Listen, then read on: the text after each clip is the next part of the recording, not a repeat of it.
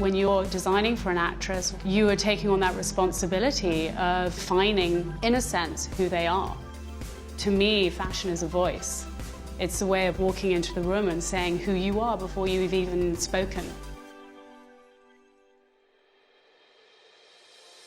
I was always drawn to India. My grandmother was born in India, so it was very much a part of our family. Our family lived out there for several generations.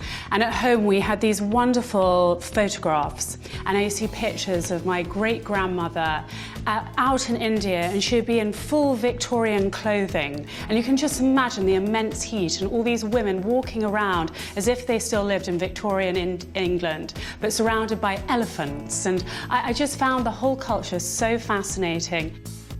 For a while I was obsessed with corsetry. I mean, you know, it was something that I loved, looking back to Elizabethan times and understanding the structure of a dress and what it was made of and what was underneath. My earliest memory of fashion, it was going to the Victoria and Albert Museum. I was catapulted to another time, and there's something so fascinating about the idea of these women dressing up with all this structure underneath them to create this silhouette.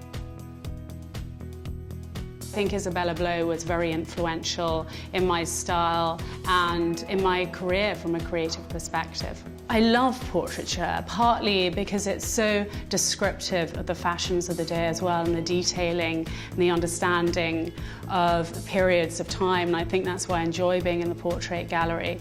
And I'm a huge fan of Lucian Freud as well. There's a very beguiling beauty to his work.